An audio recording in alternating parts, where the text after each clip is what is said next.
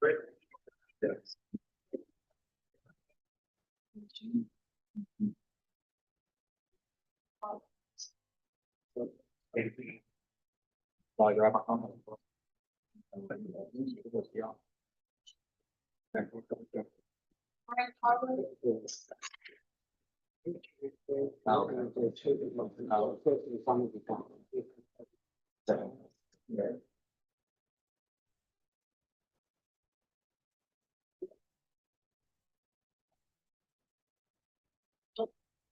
Got that. Working. Yeah.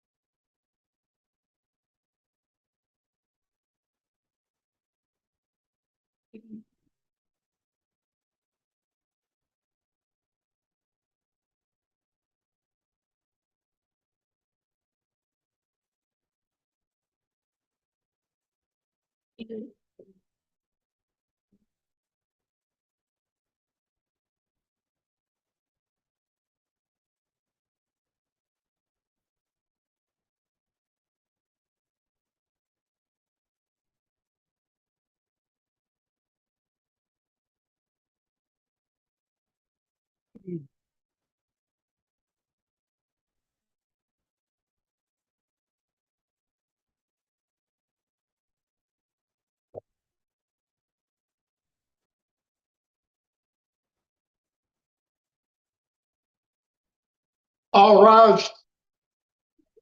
The Houston County Circuit Court is now in session with Honorable Judge David Wolf presided.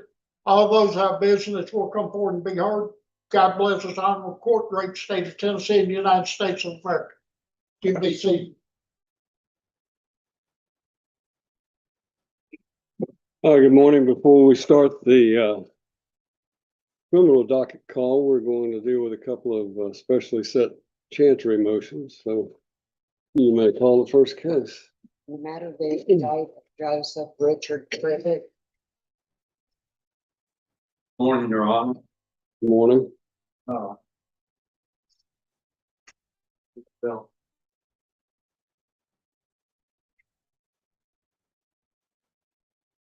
Your Honor, I have with me this morning my client, Isabella Langford, and this is in the matter of the estate of Joseph Richard Privet. Mr.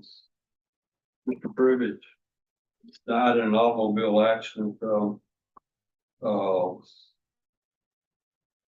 he was being transported from the jail down to Dover. Your Honor may remember that, and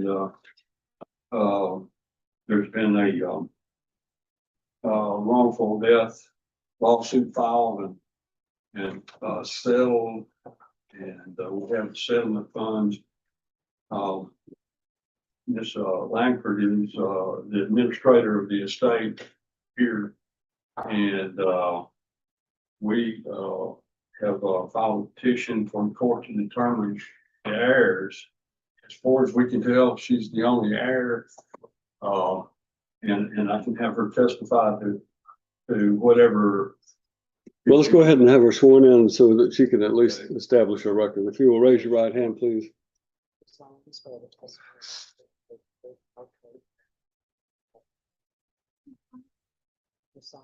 the testimony about to give is the truth, that's the truth, and nothing but the truth, so help you God.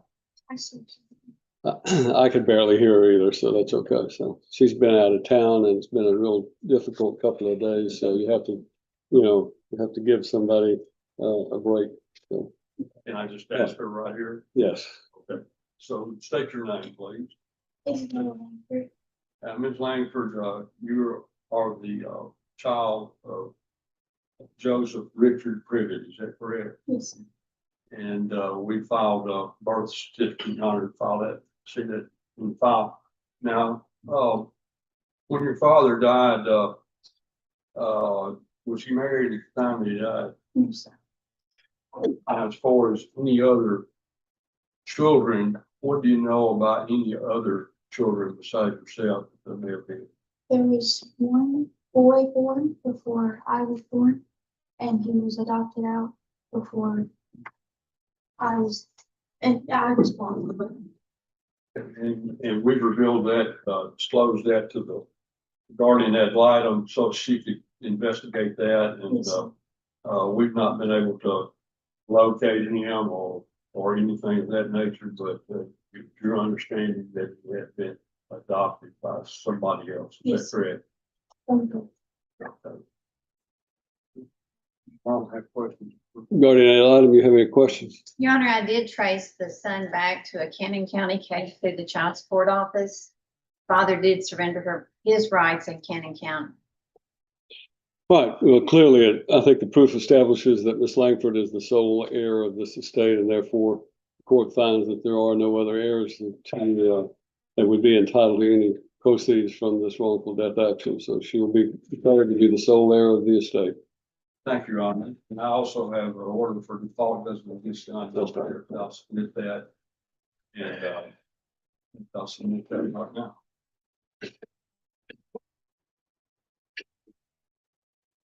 Well, good.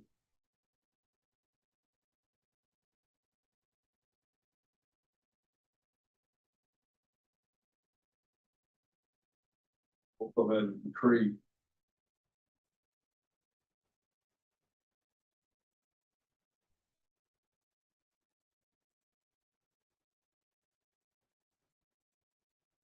Also in that, we have a fee from guardian ad litem that she has asked for. You satisfied with the request? Well, her fees are more than reasonable as they're set forth in this Certainly. document, so. Yeah. All right. Anything else? That's all. Thank you.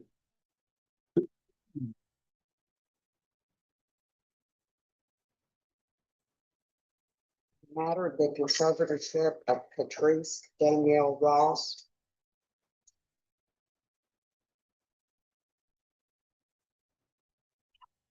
Your Honor, we're here on a petition for conservatorship that we had filed.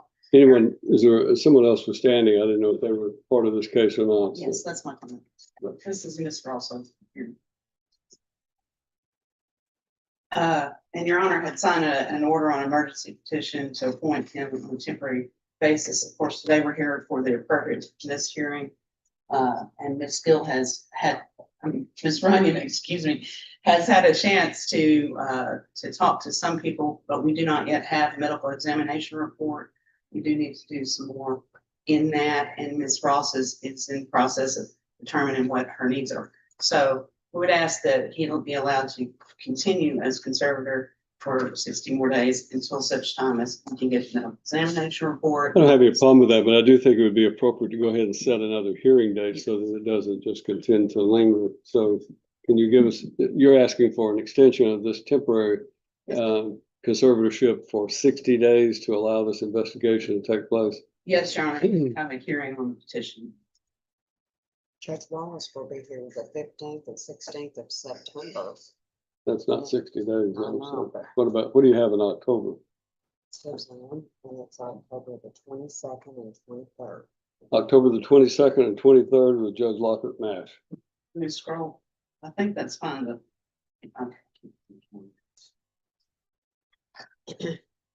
Or you can go to November, and who's in November? October.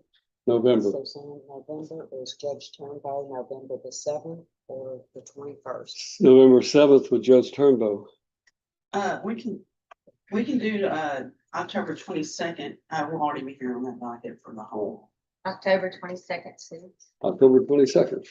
Thank you, Your Honor. You'll need to prepare an order extending the emergency temporary conservatorship order so that it continues until that hearing. So, Yes, we will. Get that alert to you. all right, Thank you. thank you. Thank you, Judge Wallace.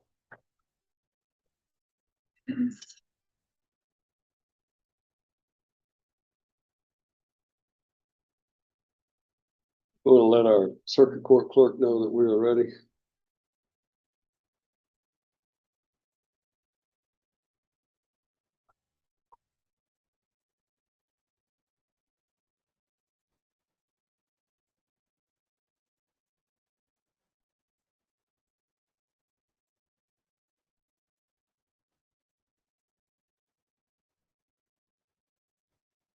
At the Houston County Jail, can you unmute your device, please?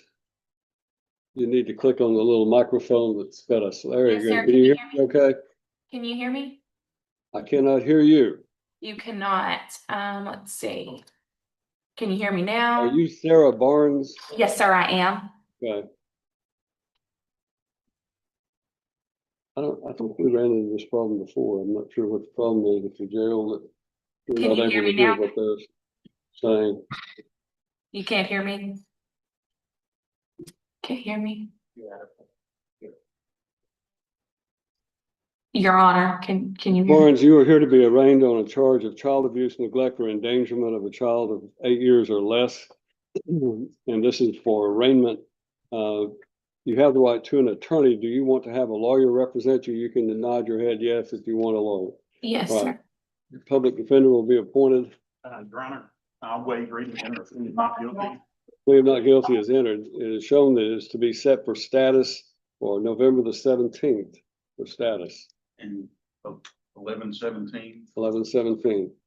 Ms. Barnes, your lawyer will be up to talk with you and go over the evidence against you and talk with you about trial preparations. But the next court date you have at this point is November the 17th. If something comes up between now and then, after you talk to Mr. Taylor, then you may be able to reach an agreement for an earlier court date, but we'll leave that up to his lawyer. Judge, the co-defendant is not named in this indictment, but she had a co-defendant and I represented him and he's already pled to the same charges.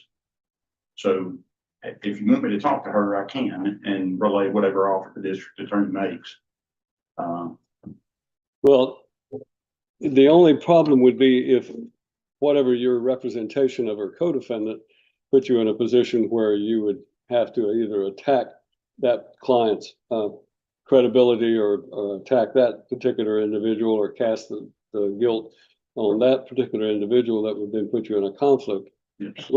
Let's let you at least investigate whether or not that's going to be necessary. If not, then we can dispose of the case if it's an agreement. If not, if that doesn't work, then we can certainly allow you to file a motion to withdraw and get you out of that next month. So, Right. all right. Thanks, Judge. Ms. Barnes, what that means is that you have a co-defendant and that the public defender's office represented that person. That doesn't automatically mean that there is a conflict for him to represent you. Conflict. And I know yours indicating there is no conflict. So I'm going to let Mr. Taylor talk with you about the situation and perhaps y'all can work it out. If it arises, if a conflict arises, then we will get you an independent lawyer, a different lawyer, okay? Okay, So let's first find out whether or not there is a conflict. okay, yes, All sir. right. There's no conflict. I appreciate you. You can't do it. I just wanted to check. 11/17. Yeah, okay.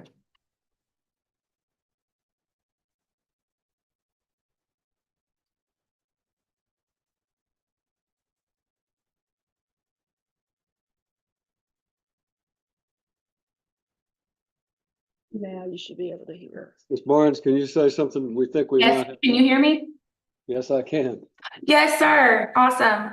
Yes, sir. So there is no conflict, but I understand that you would like me to speak with my attorney. If it pleases the court and your honor, I was looking to take the plea. That was why I came back from the Hope Center and all of the things, just so that I could go ahead and get my charges and be able to see my daughter, because I was on a furlough and they would not let me see her while I was doing my furlough. But as soon as I can plea and take these charges, then I'd like to return back to the Hope Center. They've sent over an acceptance letter for my application and they have a bed ready for me, you know, whenever we can get that. Well, I'm going to let Mr. Taylor talk with you about your situation. If you work something out, Mr. Taylor, and we need to dispose of this case by some sort of plea agreement or later in the week, I am supposed to be here on a civil case Wednesday at 1:30. Yes, sir. Well, I'm gonna let Mr. Taylor talk with you about it first, okay? Okay, thank you so much. Thank you so much, Your Honor. I appreciate you. All right. Then if you'll go ahead and mute your device, then we're gonna move on to the next case. Yes, sir. Thank you so much for your time. No problem. All right, who do we have here in custody? Let's go ahead and take care of those in person. Kayla Lyle.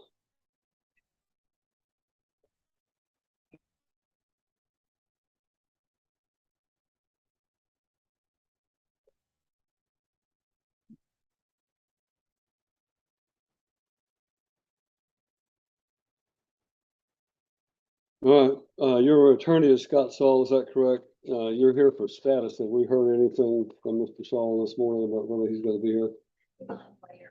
Pardon? He's on his way. All right, your lawyer's on his way, so we'll put you on the second call and come back to you, okay? Christian Parrott.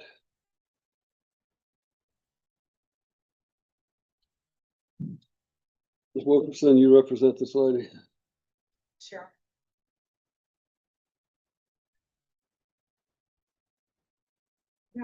On my review of discovery, I filed a motion to withdraw because I have a conflict, huge conflict, and I'm gonna need to come off this, and she's gonna need something else.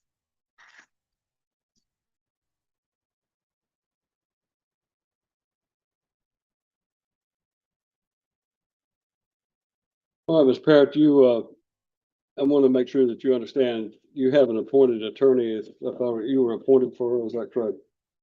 And as a result of that, the Board of Professional Responsibility puts out certain rules of conduct for lawyers. It's actually the Supreme Court of the state that does that. When a lawyer determines that they have a conflict ethically or legally, then they're required to let the court know so that they can withdraw from the case and we can get someone who's free of conflict. The last thing you want is a lawyer who's got some sort of a conflict that keeps them from adequately representing you. So Ms. Wilkerson has done exactly what the rules require her to do, but that means I've got to now appoint a separate attorney to represent you. You understand that?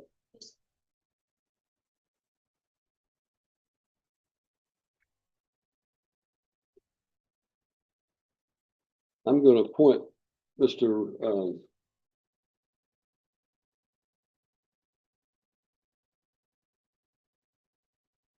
This is a second-degree murder case, so I'm going to appoint Mr. Roger Wanick to represent you in this case. Now, you are set for September. I would pretty much guarantee you that Mr. Wanick would not want to try to go to trial in your case in less than 30 days. That's correct. I spoke with Valerie Hawkins about this, and I believe we're setting, so Mr. Meeks represents the co-defendant. We're gonna set this case back on Judge Wall's status day in September, Houston County, and get a new court date. What day is that? I think it's 22nd or it'll be September the 22nd. Well,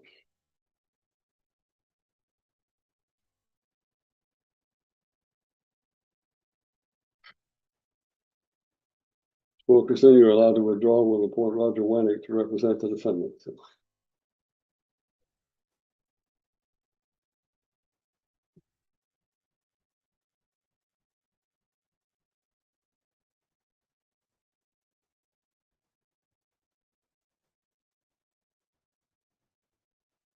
Deborah Wood.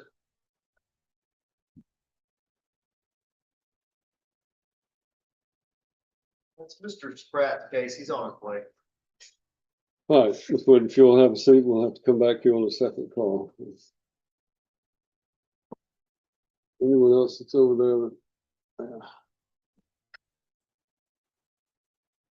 All right. Let's move to the inmates. James Jackson, we have James Jackson. That's for a plea, Judge. All right, before we do that, let me take care of who's in the Houston County, and you'll unmute that device. You just click on that little microphone and it'll unmute you. Good morning. You Jerry Barnett. Yes, sir. Mr. Barnett, you're here to be arraigned on an indictment charging you with possession of methamphetamine with intent to sell, simple possession of controlled substance, marijuana, and possession of drug paraphernalia. You have the right to an attorney. Do you wish to have a lawyer represent you? Yes, sir. Public defender have any reason you cannot represent this defendant? Not that I'm aware of, Judge. All right, we'll appoint the public defender, and Mr. Taylor with the public defender's office is here. I'm handing him a copy of your indictment. Do you wish a formal reading of that indictment? No, Yes, Judge, sir. plead not guilty. Plea of not guilty is entered. We're going to set it for November the 17th for status. What that means is instead of assigning you a trial date right now, we're going to give you a date to see whether or not the trial preparations and discovery and everything have been completed. If your case can be resolved by an agreement, you can do it on November the 17th. And if not, then they'll set you a trial date. Okay? Okay, I have a question. I'm housed in Montgomery County and I'm scheduled to work down there, but I can't work until this matter is done on OR on this bond up here. Is there any way, cause I'm doing time anyways in Montgomery County. Is there any way to get this bond OR just so I can go to work? You want me to give you an own recognizance bond on a felony charge of methamphetamine possession with the intent to sell or deliver? The answer is no. You can talk with your lawyer. He can discuss with you whether or not there is a possibility of setting a bond motion. But at this point, I am not going to, I would never authorize an own recognizance bond on a Class B felony charge that might result in you being sent to prison. So you need to worry about whether or not you're going to go to prison rather than not whether you're going to get work release. So the public defender will talk with you and they'll let you know what the status is. Thank you.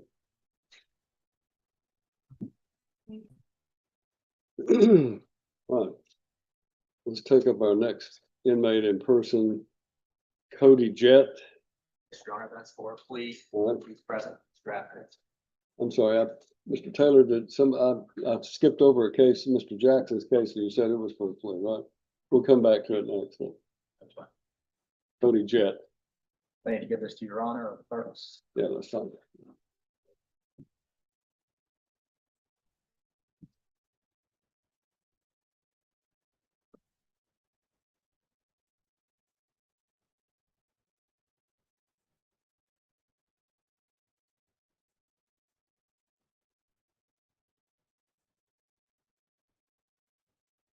All right, I've been handed a document indicating that Mr. Jett wants to enter a plea to a charge of felony theft.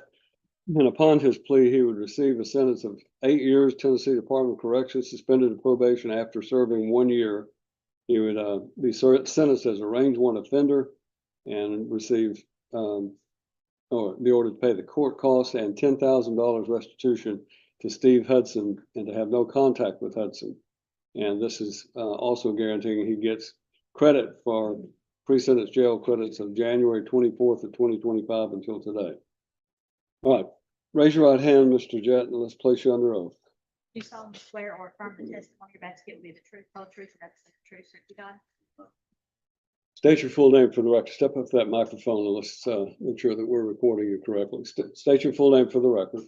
Cody Mr. Jett, you're here today on an indictment charging you with felony theft. Have you seen or been shown a copy of those charges? Talk them over with your lawyer, and you and your lawyer discuss the range of punishment you're facing as well as any possible defenses you might have. Yes. Well, let's indicate that you want to enter a plea of guilty to the charge. Do you understand that you have a right to plead not guilty and to have a speedy and public trial by jury? Yes. You understand that if you went to trial, you'd have the right to have a lawyer and have one appointed if you could not afford your own. Yes. You understand that at trial, you would be presumed to be innocent until such time if ever the state proves your guilt beyond a reasonable doubt to the satisfaction of all 12 jurors, and their verdict will have to be unanimous before you could be convicted of anything. Yes. You understand that at trial, you and your lawyer could confront and cross-examine every witness the state called to testify against you, and you could bring in your own witnesses by using a subpoena. Yes, sir. You understand that if you went to trial, you would be presumed to be innocent. You would not have to testify or prove anything, and no inference of guilt would arise because you did not testify at your own trial. Yes, sir. You understand that if you went to trial and you were found guilty, you could appeal the conviction and the sentence imposed to the Court of Criminal Appeals and have a lawyer appointed to help you with that appeal. Yes, sir. You understand that if you enter this plea, you're waiving your right to a trial and to an appeal. All I'm going to do is approve what your lawyer has worked out. Yes. But do you understand that's going to result in a conviction, and that conviction is going to be on your record in the future to make more severe the punishment you receive if you're ever again convicted of a crime? Yes, sir. You understand everything I've explained to you? Do you want to plead guilty to according to this agreement and waive your right to a trial and to an appeal? Yes, sir. You understand if you plead guilty, the court of the state may ask you questions about this offense, and if you answer those questions under oath on the record and in the presence of your lawyer, your answers could later be used against you in a prosecution for perjury if we determine that you were lying under oath. Is your decision to plead guilty today voluntary? Yes, sir. Anybody forcing you to do this against your will? No, sir. You understand then I cannot accept your plea unless I'm satisfied that there are facts to support it and that you are in fact guilty. Yes. And are you guilty of this of this theft of over $60,000? Yes, sir. Tell me what happened. What did you do? I left the rehab over here. Started truck. Okay. And you stole the truck? Yes. Okay. Are you satisfied with your attorney services? Yes. You feel like Mr. Duggar's done a good job of representing you confidently? Yes. Mr. Duggar, do you know of any reason you should not enter the scene? There you are. Anything further from the state in this case? There you are. And Cody A. Jett in docket number 2024 CR 30, upon your plea of guilty to theft of, the court finds you guilty, order that you be sentenced to 8 years in Tennessee Department of Corrections. That will be suspended to probation after serving 1 year with credit for time served. You're sentenced as a range 1 offender, and you're ordered to pay the court cost, and you're ordered to pay $10,000 restitution to Steve Hudson and to have no contact with Steve Hudson. That's the judgment of the court. Thank you. Thank you, Your Honor.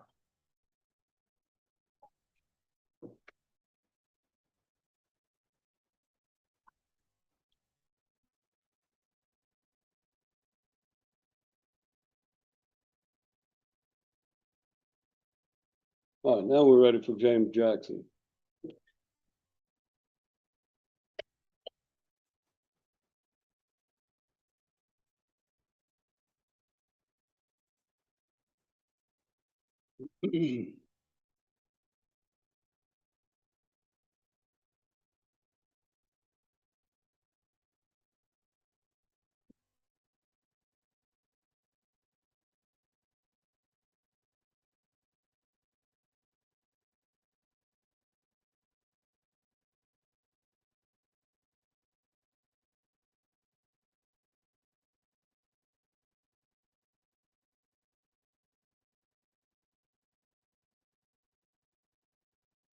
I've been handed a document indicating Mr. Jackson is going to be entering a plea of nolo contendere in docket number 2025 CR 10, or no contest, to count 1 possession of methamphetamine for resale, to count 2 possession of methamphetamine for resale, both of which are amended to a Class C felony attempt.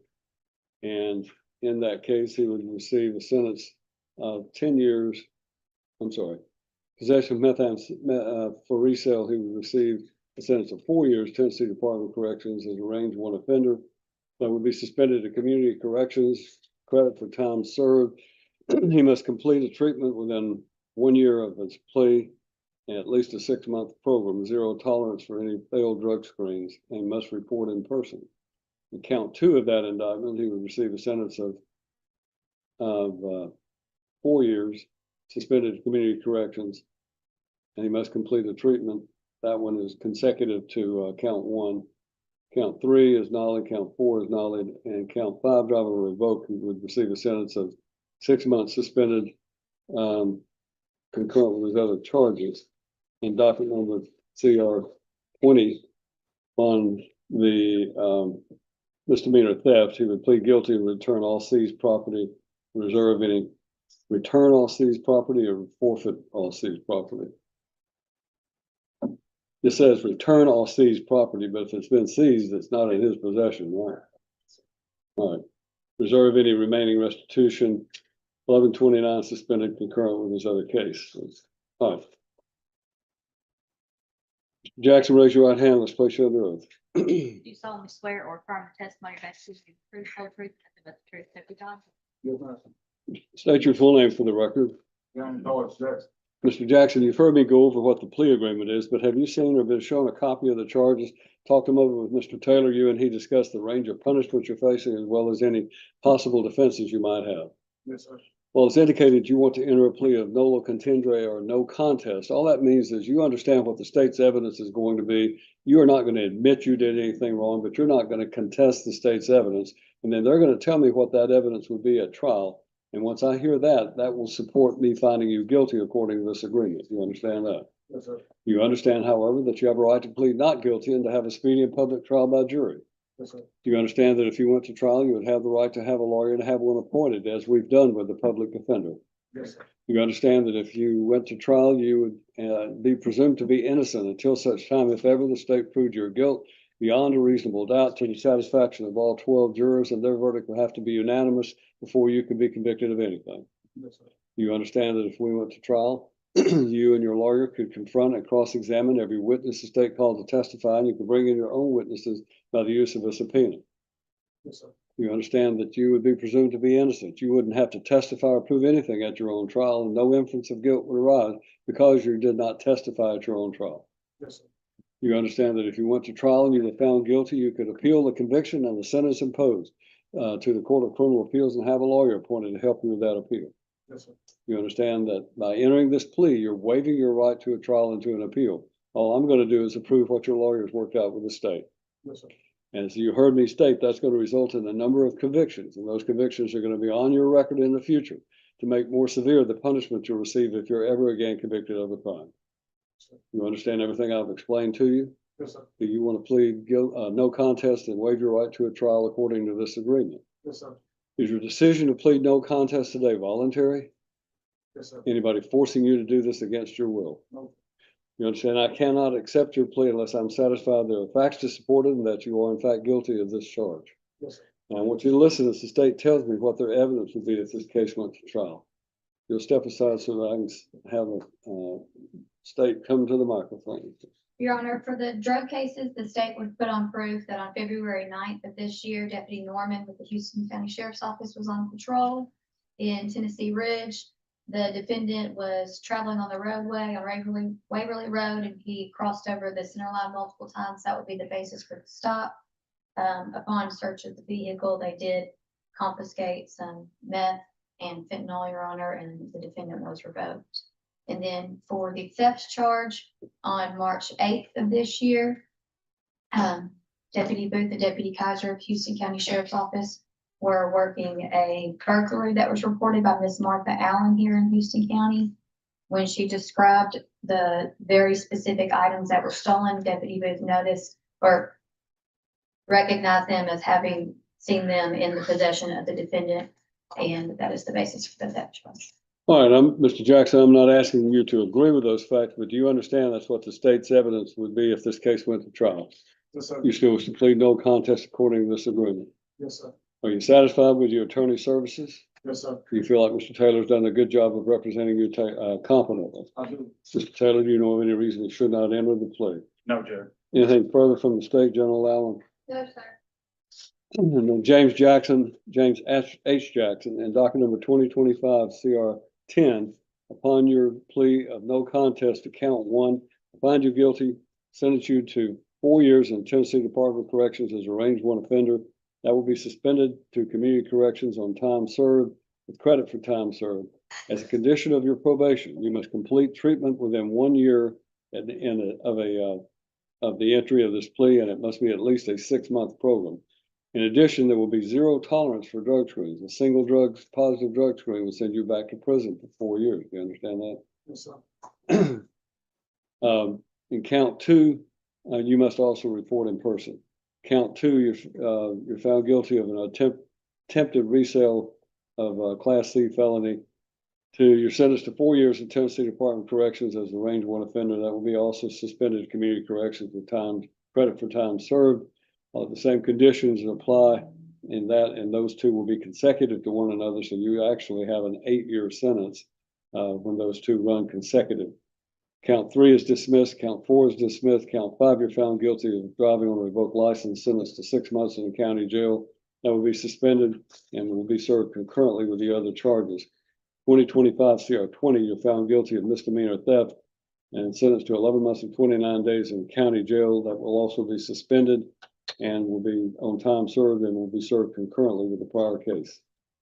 So he'll need to see the probation department before he leaves. And Judge, did I get the jail credit on there? Jail credits from March the 10th of this year until today. February the 9th. Sorry, Judge, you went in on February the 9th. All right, you might want to submit just an order, let the clerk know what the proper jail credits are. All right.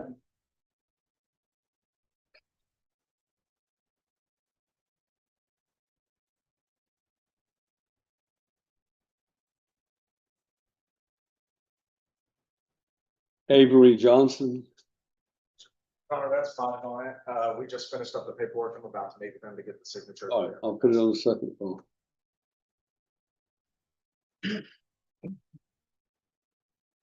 Chase Sizemore.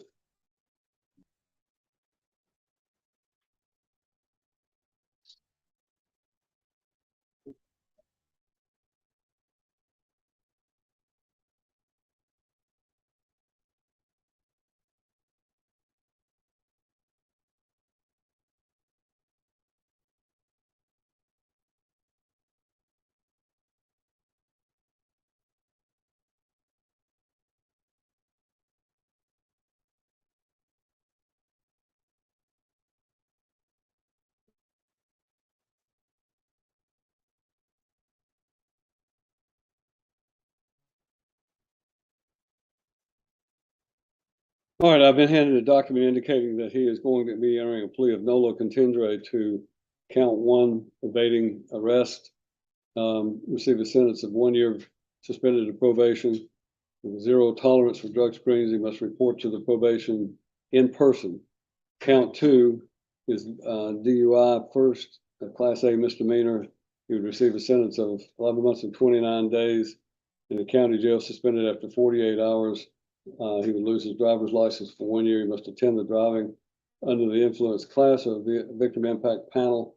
And there's a $350 fine at cost.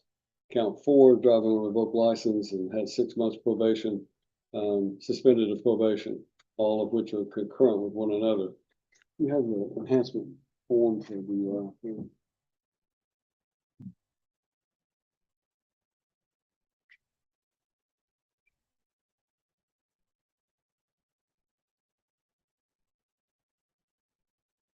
Thank you. All right, Mr. Sizemore, raise your right hand. Let's place you under oath. Do you solemnly swear or affirm the testimony you're about to give will be the truth, whole truth, and nothing but the truth, so help you God? Yes, ma'am. All right, thank you. State your full name for the record. Chase Alexander Sizemore. Mr. Sizemore, you've heard me go over what the agreement is, but have you seen or been shown a copy of the charges against you? Talked them over with Mr. Taylor. You and he discussed the range of punishment you're facing as well as any possible defenses you might have. Yes, sir. Well, it's indicated you want to enter a plea of nolo contendere. That means that you understand what the state's evidence is. You're not going to admit you did anything wrong, but you're not going to contest the state's evidence when they tell me what their evidence is. And I'm going to use that evidence to find you guilty according to this agreement. Do you understand that? Yes, sir. You understand, however, that you can plead not guilty and have a speedy and public trial by jury in this court. Yes, sir. You understand if you went to trial, you would have the right to have a lawyer and have one appointed if you cannot afford your own. Yes, sir. You understand, of course, we've done that with a public defender representing you. You understand that at trial, you'd be presumed to be innocent until such time, if ever the state proves your guilt beyond a reasonable doubt to the satisfaction of all 12 jurors, and their verdict will have to be unanimous before you can be convicted of anything.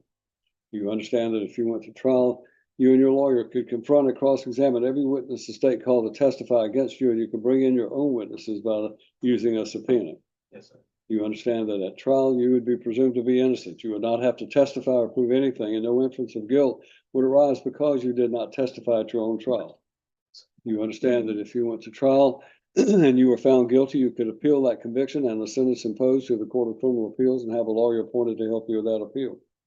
You understand that by entering this plea of no contest, you're waiving your right to a trial and to an appeal. All I'm going to do is approve what your lawyer has worked out.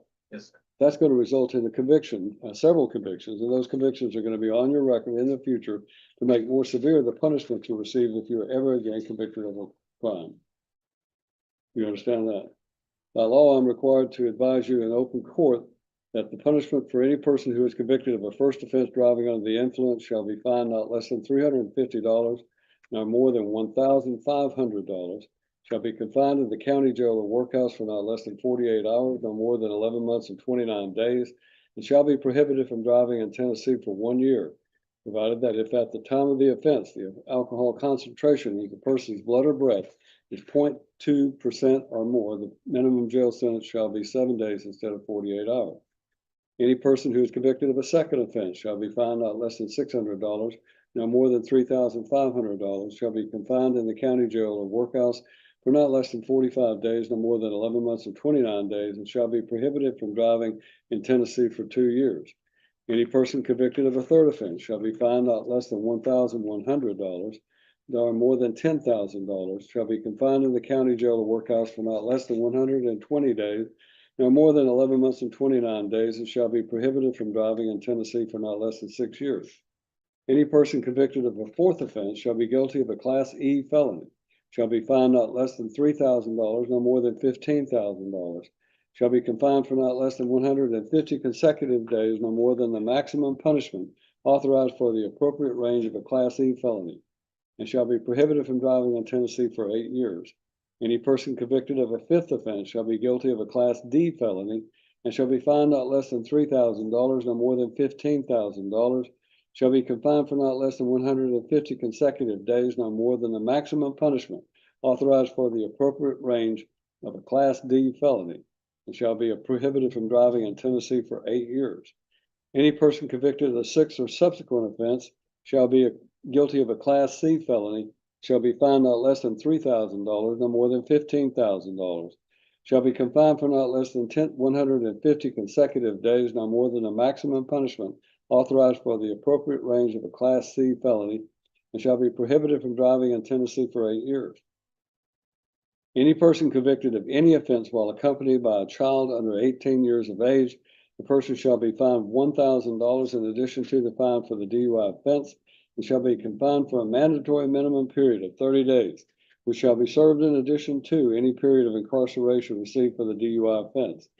If the child suffers serious bodily injury as approximate results of the DUI offense, the person commits a Class D felony and shall be punished for vehicular assault as provided in Tennessee Code Annotated 3913-106. If the child is killed as approximate result of the DUI violation, the person commits a Class B felony and shall be punished for vehicular homicide involving intoxication as provided in Tennessee Code Annotated 3913-213, subsection B2. In addition to the required sentencing, a judge may order substance abuse treatment, substance abuse assessments, conditions of probation, and/or monitoring with periodic reporting using one or more of the following: transdermal or other alternative alcohol or drug monitoring devices, electronic monitoring with random alcohol or drug testing, global position monitoring system. In determining whether a conviction is a second or subsequent offense, it does not matter whether the prior offense occurred in Tennessee or in another state. In determining whether a conviction is a second or subsequent offense, all prior convictions within the past 10 years from the current conviction shall be considered. If the person's current conviction is within 10 years of the previous conviction, that person shall be considered a multiple offender. If the person is considered a multiple offender, then all convictions within 10 years of the date of the immediately preceding conviction shall be considered in determining the number of prior offenses. For purposes of determining if a person is a multiple offender, the state may use a conviction for an offense committed in another state that will constitute the following if committed in this state: driving under the influence, boating under the influence, vehicular assault, aggravated vehicular assault, vehicular homicide, or aggravated vehicular homicide. The state may also consider an offense committed in another state as a prior conviction if the elements of the offense are the same as the elements of the comparable offense in this state. For purposes of determining if a person convicted of DUI is a multiple offender, a prior conviction for boating under the influence, vehicular assault, aggravated vehicular assault, vehicular homicide, or aggravated vehicular homicide shall be treated the same as a prior conviction for driving under the influence as long as the person was convicted of the prior offense before committing the instant violation of driving under the influence. A defendant's automobile may be subject to seizure and forfeiture upon a second or subsequent conviction of a DUI offense. Unless a person convicted of violating Tennessee Code annotated 55-10-401 is determined to be indigent, the minimum applicable fine shall be mandatory and shall not be subject to reduction or suspension. All fines are to be paid on the date sentences imposed unless the court makes an affirmative finding that the defendant lacks a present ability to pay. The court shall then order a date certain before which payment shall be made. Should the defendant fail to comply with the order of this court, the clerk shall notify the court of the failure for further proceedings. Payment of restitution to any person suffering physical injury or personal loss as a result of such offense, if such person is economically capable of making such restitution, shall be imposed as a condition of probation under Tennessee Code annotated 55-10-410. I'm going to ask you and your lawyer to sign where I have indicated with an X.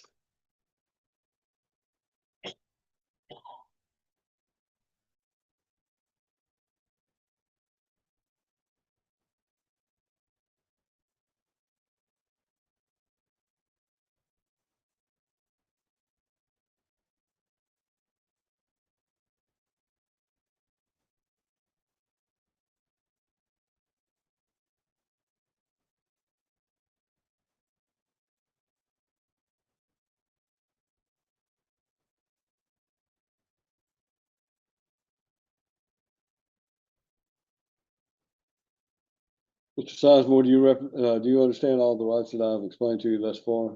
Yes, sir. Do you still wish to enter your plea of no contest and waive your right to a trial and to an appeal? Yes, sir. Is your decision to plead no contest today voluntary? Yes. Anybody forcing you to do this against your will? You understand I cannot accept your plea unless I'm satisfied there's a factual basis for it and that you are in fact guilty. Yes. Now, I want you to listen as the state tells me what their evidence would be if this case went to trial. Step over by your lawyer. Your Honor, the state would put on proof that on March 10th of this year, here in Houston County, Officer Joshua McDonald was sitting stationary on Highway 13 South. The defendant drove by in a Dodge pickup going about 69 miles per hour in a 30-mile-per-hour zone. So Officer McDonald initiated his emergency equipment. The defendant did not stop, took him on quite the car chase. Eventually did pull over and admitted that he was too intoxicated to be driving. He also smelled of alcohol and marijuana, and his license was suspended. I'm not asking that you agree with those facts, Mr. Sizemore, but do you understand that's what the state's evidence would be if this case went to trial? Yes, sir. You still wish to plead no contest? Yes, sir. Are you satisfied with your attorney's services? Yes, I sir. feel like Mr. Taylor has done a good job of representing you confidently. Absolutely. Mr. Taylor, you know of any reason he should not enter this plea? No, Judge. Then Chase Sizemore, and upon your plea of no contest to count one, I find you guilty, sentence you to 1 year Tennessee Department of Corrections suspended to probation. As a condition of your probation, you'll have zero tolerance for drug screens and you must report in person. Count 3, you're found guilty, sentenced to 11 months and 29 days in a county jail, sentence that will be suspended to probation. After serving 48 hours, you're ordered to attend the driving and alcohol safety class or the victim impact panel. When does he want to serve his 48 hours of the balance? Judge, he's already served. He's already served more than that. I guess that's true. Count 4, he's found guilty, sentenced to 6 months suspended to probation. All of these are concurrent with one another. And he needs to see the probation before he goes to them. Zachary Thorne.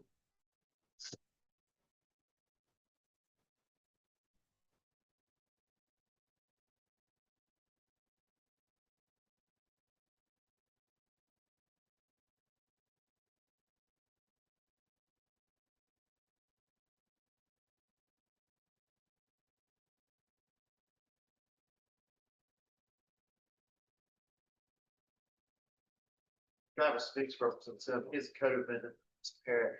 So I don't. Judge Wallace put this on a possible plea date before the trial was set for the 18th. All right. Just put him on the 22nd. My understanding is this matter then is going to be set for September the 22nd for status. Is that correct? That's correct, Your Honor.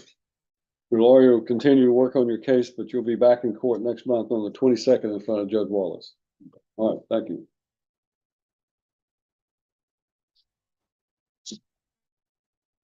Jedediah Thumb.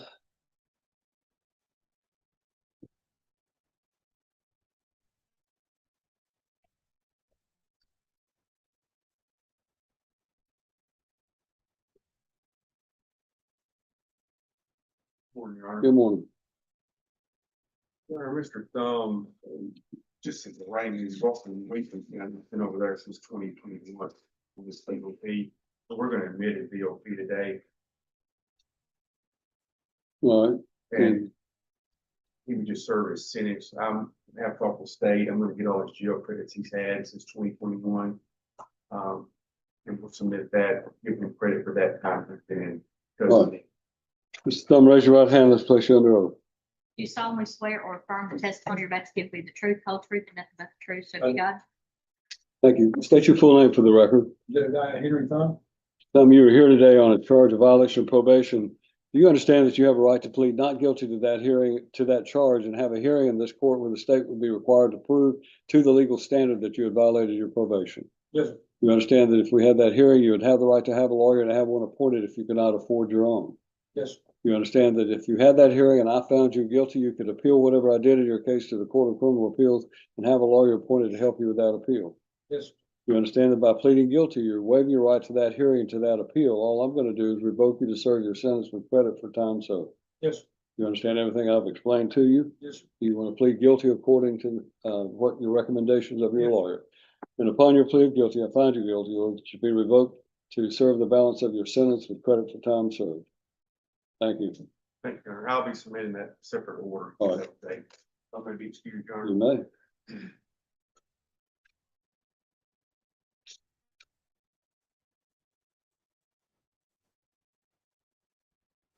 All right.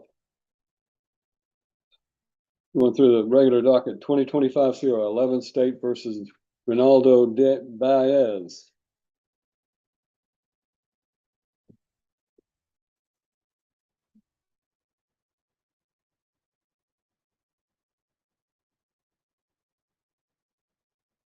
According to the docket, this is here for status, is also for status as to Mr. Baez's hiring a lawyer. Is that correct? Yes. Have you hired a lawyer? Okay, well, Okay. And have you applied for a court-appointed attorney in the past? pass. Have you filled out an affidavit of income and expenses for the court? All right, raise your right hand. Let's place you under oath. Do you solemnly swear or affirm the testimony you're about to give will be the truth, whole truth, and nothing but the truth, so help you God? All right, I'm going to have you fill out a form that's called an affidavit of income and expenses so that I can see whether or not you would qualify to have an attorney appointed for you. If you qualify, then I can appoint an attorney. If you don't qualify, then you're going to have to represent yourself or hire a lawyer. So when you fill this out, you're signing it under oath. So it's a judicial, I mean, it's aggravated perjury for you to lie under oath in a judicial proceedings. You understand that? Yes, sir. So have a seat, fill out that form, and we'll come back to you after you've got it filled out.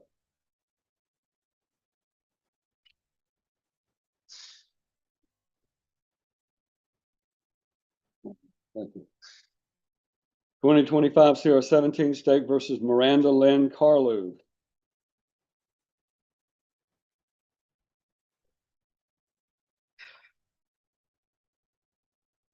Your Honor, I have spoken with Ms. Carla this morning. We have worked out a plea on her case. I just need a little bit of time to fill out the plea sheet.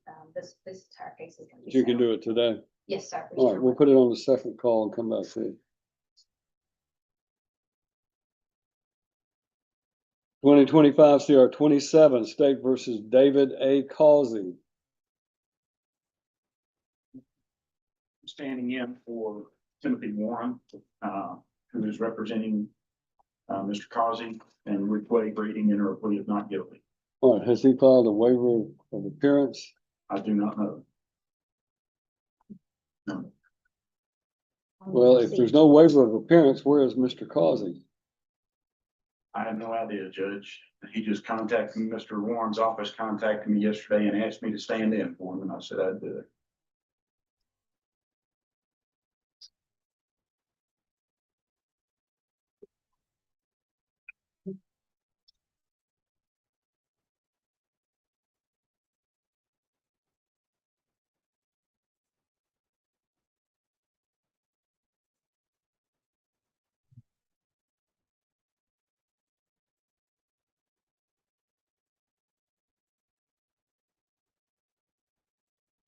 no good deed goes unpunished, Mr. Taylor. You need to contact Mr. Warren and let him know that his notice of appearance does not constitute a waiver of appearance on his client's behalf. His client is under a bond and is required to either be here or for an arraignment or to have his lawyer appear and waive his right to appear. So I'm of the opinion you might want to contact Mr. Warren and let him know he needs to have his client sign a waiver of appearance or be here and before we conclude business today. I'll do that. All right, thank you. 2025 CR 4 State versus Melvin Eugene Childers.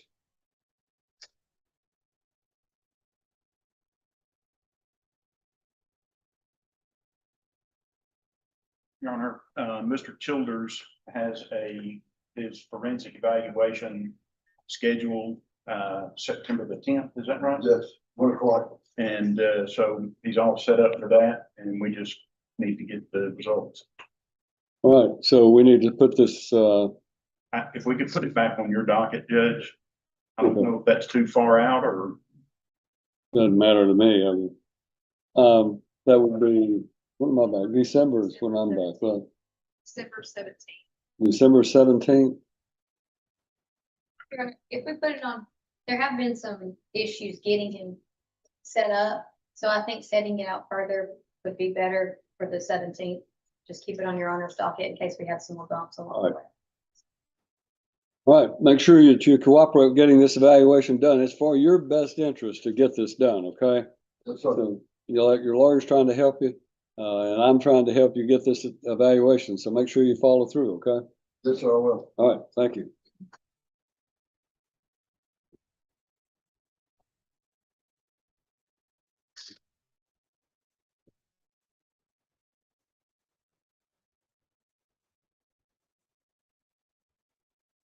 Twenty 25 CR 26 State versus Tommy A. Fitzpatrick.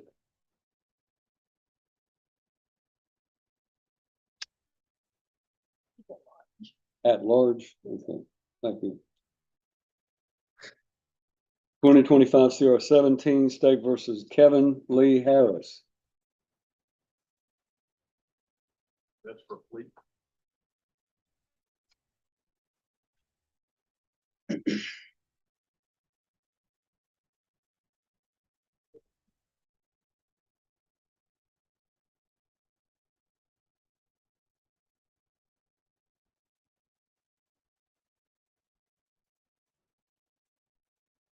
All right, Mr. Harris, I've been handed a document indicating you want to enter a plea of nolo contendere or no contest to count 1, child endangerment, a Class B felony, which is amended to aggravated assault, a Class C felony.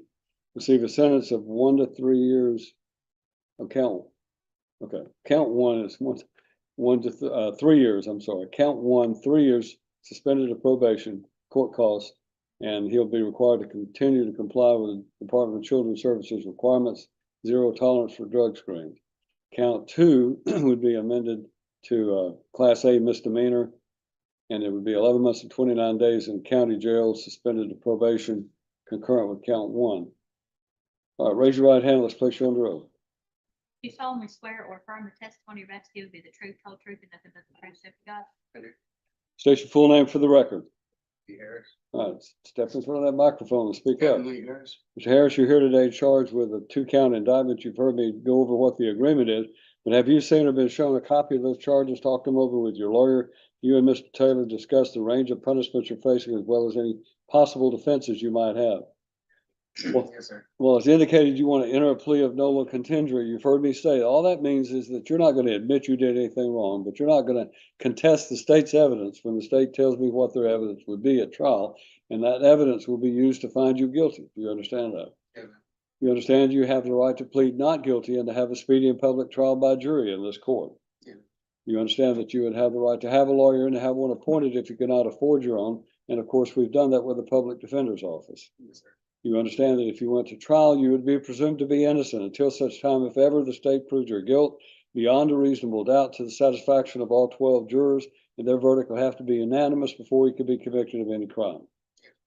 You understand that if you went to trial, you and Mr. Taylor could confront and cross-examine every witness the state called to testify, and you can bring in your own witnesses by the use of a subpoena. You understand that you would be presumed to be innocent. You would not have to testify at trial or produce any evidence, and no inference of guilt would arise because you did not testify at your own trial. You understand that you would if you went to trial, you were found guilty, you would have the right to appeal the conviction and the sentence imposed to the Court of Criminal Appeals and have a lawyer appointed to help you with that appeal. Yes. You understand that by pleading no contest, you're waiving your right to a trial and to an appeal. All I'm going to do is approve what your lawyer has worked out. Yes, sir. But you understand that's going to result in two convictions that are going to be on your record in the future to make more severe the punishment you receive if you're ever again convicted of a crime. Sir. You understand everything I've explained to you. Yes, sir. You want to plead no contest according to this agreement and waive your right to a trial and to an appeal. Yes. Is your decision to plead no contest today voluntary? Yes. Anybody forcing you to do this against your will? You understand I can't accept your plea unless I'm satisfied you're guilty and that there are facts to support it. Yes. And I want you to step aside and listen as the state tells me what their evidence will be if this case went to trial.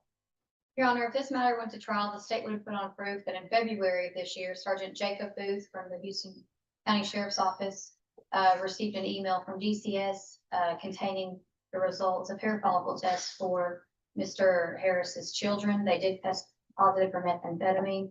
Mr. Harris admitted to smoking meth outside of the house. That must have been cross-contaminated over to the children, Your Honor. I will say that originally, I had offered time to serve, but I received all the reports from DCS and juvenile court. And this is Miss Carly's companion case. They're passing all their drug screens. They're doing all the therapy and they are fully cooperating. And the state hope that continues. I think it just shows that if you work with the court system, that things can get better. They're doing great so far. That would be the proof. I'm not asking that you agree with those facts, Mr. Harris, but do you understand that's what the state's evidence would be if this case went to trial? Yes, sir. You still wish to plead no contest according to this agreement? Yes, sir. Are you satisfied with your attorney services? Yes. You feel like you have been represented competently by Mr. Taylor? Yes, sir. Mr. Taylor, do you know of any reason he should not enter this plea? No, Judge. You like your children? I love them. You love them. Why in the world would you expose them to a drug that could be potentially dangerous and deadly to them? Especially, I mean, they don't have a choice. You have a decision. You can make a choice to smoke meth or use meth, however you use it. That's your decision. But they don't have a choice in it. And as a result of that, you have put your children in a dangerous situation, endangered their health. I mean, they tested positive, for God's sake, for methamphetamine. How old are they? Catherine's 11. Believe I was going to be 5 in a couple of days, and You want your 11 and 5-year-old to end up on meth? No. You want them to end up drug addicts? Let me just tell you this. I hesitate to even approve this because of the fact that you really ought to serve time in prison for exposing your children to methamphetamine like that. But because the state has investigated thoroughly, and I trust General Allen's judgment, the fact that you are doing everything you're supposed to do to try to correct this problem, this is your one and only opportunity to avoid going to prison for this case. Do you understand that? Yes, sir. If you come back in front of me or one of the other judges and you've tested positive or you expose your children to some other kind of a drug, then you're going to go to prison for this sentence as well as anything else that you can get. But you're also given an opportunity to set this aside and give your children a productive life down the road. It's up to you what you do. They don't have a choice. They're the true victims in this case. Sometimes they say drug use is a victimless crime. Not if you expose your children to it. They're truly victims. So I want you to understand that I mean what I say. One positive drug screen and you're going to prison. You understand that? That way I'll know that the children aren't being exposed to drugs if you're in prison. They'll be in somebody else's care and custody. I don't want to do that. I'd like for you to straighten up and give your children a productive life so that you look back on it years from now and realize that that this is just a blip on the horizon of trying to get your life straightened out. So, all right. Then I find you guilty upon your plea of no contest to count 1. sentence you to 3 years in Tennessee Department of Corrections that will be suspended to probation. You are to continue to comply with the Department of Children's Services requirements with a 0 tolerance, and that means what it says, for a positive drug screen. Count 2, you're found guilty, sentenced to 11 months and 29 days in county jail that was be suspended and will be on probation concurrent with the other case.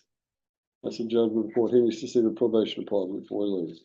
And Judge, I just want to make clear, and I think I've talked to him about this, but THC, although there's sort of a gray area with regard to that, the stuff you can buy down here, that's 0 tolerance. You can't have any THC in your system either. PCS hadn't really cared about that. No. THC meaning marijuana? Yes. Well, let's just make it clear. Yes. Whether I agree with the laws about marijuana or not doesn't matter. My job is to enforce the laws, and it is illegal to use marijuana. Now, there are all these THC products that supposedly do it. If I was in your shoes and I was looking at going to prison for 3 years, I would do everything I could. Drink all the caffeine you want, use anything else that you want to, but don't do something that could potentially land you in prison. And if you come back and the Department of Correction comes to me and you've tested positive for THC, you know what's going to happen? Again, whether I agree with it or not, that doesn't matter, because there are legal ways that you can obtain THC, or at least there's some small amounts of it. But again, we used to have Judge Alan Wallace sat in this courtroom, and I stood right there where Mr. Taylor was representing a guy. And what he told him was, he said, son, you better live at the foot of the cross for the next 3 years. And that's exactly what you need to do. So you did not do anything that could potentially put you at peril, because I don't have any qualms about sending you to prison if in fact you do something that's going to put you at risk. You understand that? Yes. All right. I do wish you good luck in trying to get your life straightened out, and I hope you'll take what I've said as meaning that it's intended to try to let you know how serious and how close you came to serving time in prison. All right, good luck. See the probation before we leave. Your Honor, court, let's go ahead and handle Carly. I've got her issue. All right. Y'all just sign it.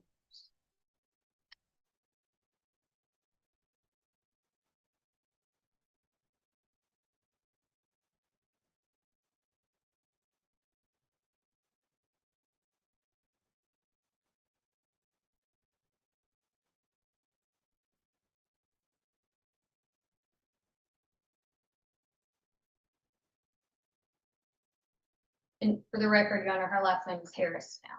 Still that. Her plea is the same as Mr. Harris's, Your Honor. And she too is doing everything that has been required of her. And I think she'll hope she'll continue to do so. Raise your right hand. Let's place you under oath. You solemnly swear or affirm the testimony about to give me the truth, whole truth, and nothing but the truth, so help God. Yes. State your full name for the record. Ms. Harris, I'm going to use both Carlew and Harris probably interchangeably, because your indictment shows that Carlew is your last name, but you do acknowledge that you were Miranda Lynn Carlew at the time of the indictment, correct?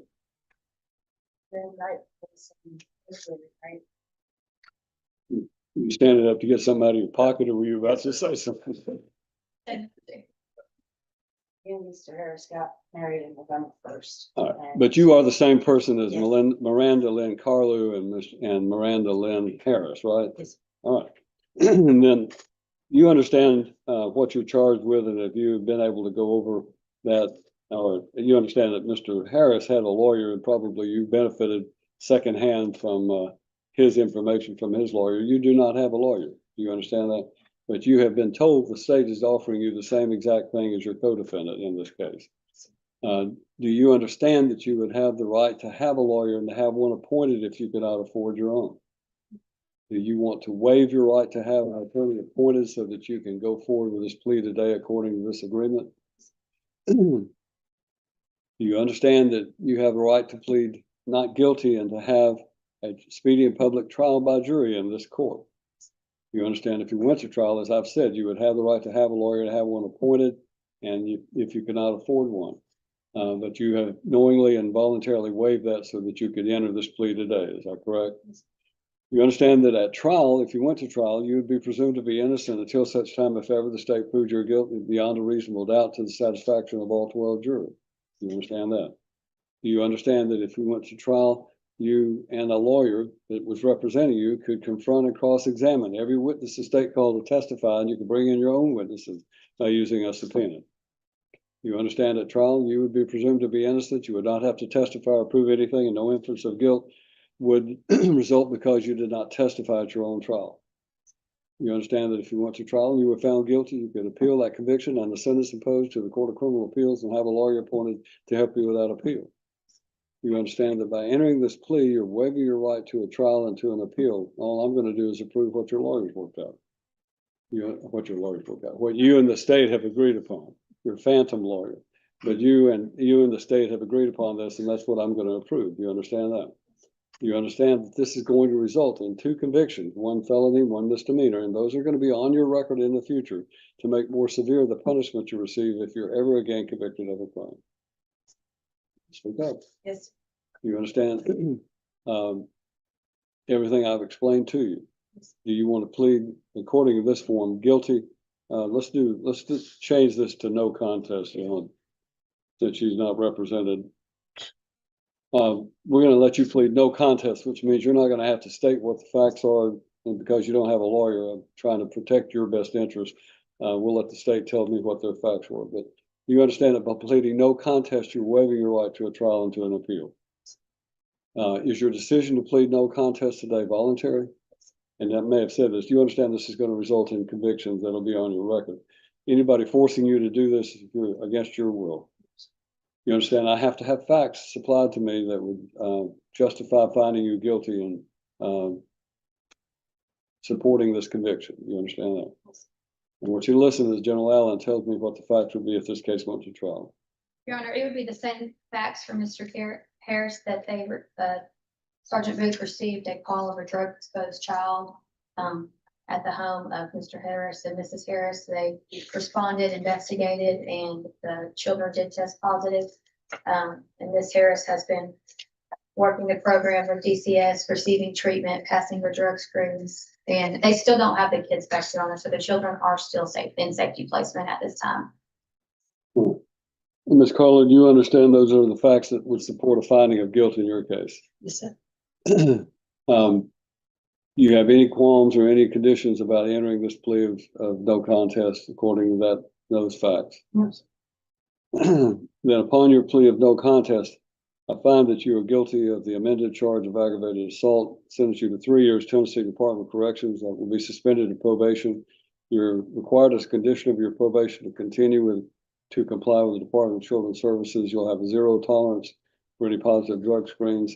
And in count 2, you're found guilty of child endangerment. 11 months and 29 days in county jail will be your sentence. That will be suspended to probation in order to pay the court costs. That will be concurrent with count 1. Now, you heard me say, Mr. Harris, and I will tell you, there are a few things that I find in what I do more intolerable to me than someone who puts an innocent child in a position where they have no choice, but they are exposed to some either physical punishment, sexual punishment, or drug exposure. Now, whether or not you as an adult want to use drugs or not, that's your decision. You may end up in prison because of it, or you may end up dead. Just depends on what the circumstances are. I see that quite a bit. We've got 2nd-degree murder cases because people use drugs and they end up dead. I don't think they intended to end up dead, but they used a drug and they ended up dead. And then that person that supplied that drug is charged with 2nd-degree murder. Your children deserve to have a life that they're not exposed to a potentially deadly toxin, a deadly drug, simply because their parents are weak enough that they decide they want to use drugs and get the high off of the drugs or whatever. And I also understand people make mistakes, but I'm telling Mr. Harris this. If you violate the terms of your probation, you don't have to worry about getting your kids back because you're going to be in prison for 3 years. You understand that? I assume you don't want to go to prison. I assume you'd like to have your children back. But you got a lot of things to do to try to repair the relationship that you have with your children, because they know they've been removed from your care and custody because you use drugs and expose them to drugs so that they tested positive.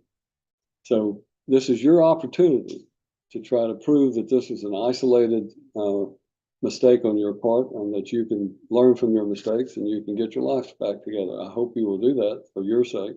I hope you'll do it for your children's sake. But if you don't, then you're going to go to prison for 3 years and your children will grow up without a mother. They may end up having your rights terminated. You potentially could lose your children entirely and they could be adopted by someone else or put in a foster care system, which you don't really want to have happen to them. So all of these terrible things are resulting from one thing, and that is your decision to use methamphetamine. So learn from that. Get your life back together. You and Mr. Harris have an opportunity to try to straighten this all out. And the only reason, as I've said before, that I'm approving this is because you and Mr. Harris are doing everything that you're supposed to do. Keep doing that. And then I think you'll see that only good things can come from that. If you violate this probation or you don't do what you're supposed to do, only bad things can happen. Only bad things can happen from drug use. All right, that's the judgment of the court. See the probation department before you leave. State versus Calvin Ray Hopkins.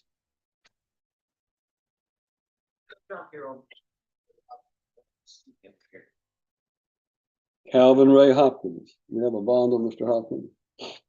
Your Honor, this is a superseded indictment. We're going to change the language. If you it's already got a status. Hold a second. He tried to turn himself in on the superseding indictment, but was unable to do so in anticipation of today. I'll acknowledge receiving a copy of that. Is it a different bond? No. No, it's not. It was the same bond. All right. He doesn't have to, he just needs to be booked on this new indictment, but we'll let you waive the, We'll waive formal reading, reserve as plea, Judge. all right. Plea of not guilty is entered, set for November the 17th for status. Thank you, Judge. I had another matter I think you might have already taken care of with the Zach Thorne matter. We did. Okay. So I think Krista Wilkerson was getting off. She has been withdrawn and Roger Atlantic now represents. Roger. Okay. Did we get a new court date or they said? September 22nd for status. September 22nd. It's all my business, Judge. May I make excuse? Yes, you may. 2024 CR 35 State versus Caitlin E. Hudson. All right, that's Mr. Flanagan's case, standing in for Mr. Flanagan, standing in for me in Charlotte. I think you just needed to get a new plea and trial date, and General Allen gave us December 17th for plea and December 18th for trial. December 17th for plea, and that will be the final status day. December 18th will be the trial date. Yes, sir. Your Honor, I had one other break matter on the bail docket. It was a bond motion that we're gonna pass. Who is it? It's Deborah Wood, Your Honor. She's All right, Deborah Wood.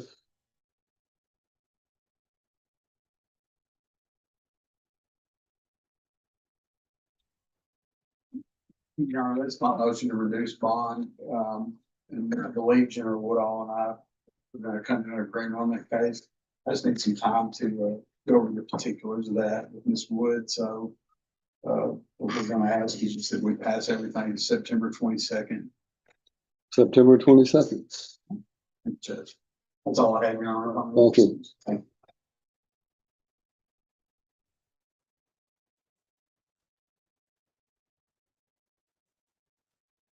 State versus Avery Johnson. That's my case, Your Honor. It's ready for plea. All right.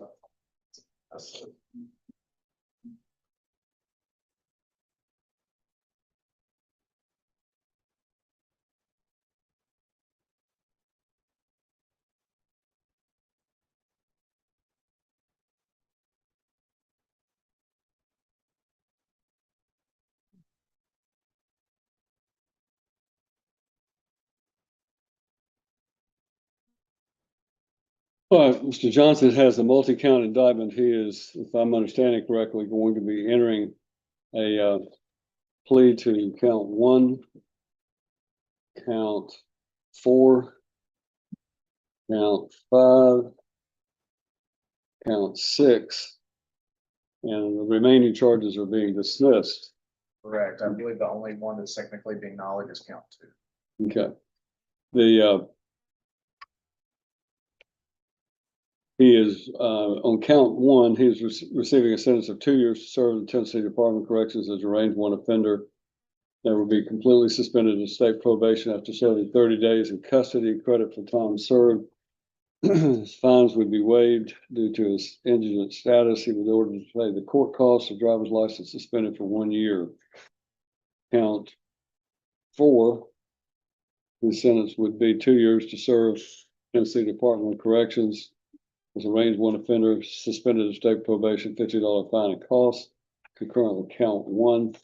Count 5, aggravated assault on a law enforcement officer. He would receive a sentence of 5 years to serve in the Department of Corrections as a range 1 offender. That has a 100% release eligibility. It would be suspended, however, in state probation after serving 90 days in custody, waives his fines and costs. It would be concurrent with counts 1 and 4. Count 6, he would receive a sentence of 2 years for vandalism to serve in the Department of Corrections as a range 1 offender, completely suspended state probation, waive the fines and court costs, ordered to pay $1,700 in restitution to Tennessee Highway Patrol, which would be concurrent with counts 1 and 4 and 5. And then you said counts 2 is nolly, but counts 3, 7, 8, 9, and 10. Correct. Oh. Actually, Your Honor, count 2 can be dismissed. I confirm that the person who was driving a stolen vehicle, I confirm that person was made whole in that vehicle, so there's no restitution. She's not worth All right. So there is restitution, but that's to the Highway Patrol, correct? That's correct. Mr. Johnson, raise your right hand. Let's place you under oath.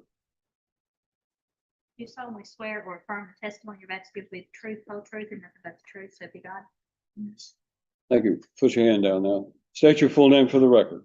Avery Rashawn Johnson. Mr. Johnson, you're here today on a multi-count indictment. You've heard me go over what the agreement is, but have you seen or been shown a copy of the charges, gone over with your lawyer, and you and Mr. Rudd discussed the range of punishment you're facing as well as any possible defenses you might have? You feel like you understand what you're charged with? Yes, sir. You feel like you understand what this agreement is? Yes, sir. You understand that you have a right to plead not guilty to this charge, all charges, and have a speedy and public trial by jury. Yes, sir. You understand that if you went to trial, you'd have the right to have a lawyer, to have one appointed if you cannot afford your own. Do you understand that if you went to trial, you'd be presumed to be innocent until such time, if ever, the state proves your guilt beyond a reasonable doubt to the satisfaction of all 12 jurors, and their verdict would have to be unanimous before you could be convicted of anything?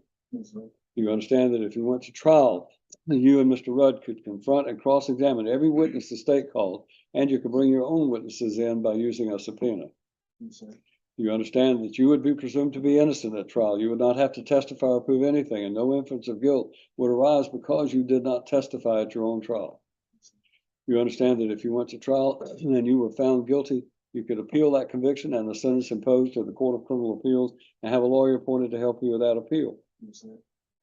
Do you understand that by entering this plea of guilty, you're waiving your right to a trial and to an appeal? All I'm going to do is approve what your lawyers worked out. But do you understand that's going to result in a number of convictions, some felonies, some misdemeanors, and those are going to be on your record in the future to make more severe the punishment you receive if you are ever again convicted of a crime? Yes, sir. Do you understand everything I've explained to you? Yes, sir. Do you want to waive your right to a trial by entering this plea of guilty according to this agreement? You want to plead guilty according to this agreement, take this deal? Yes, sir. All right.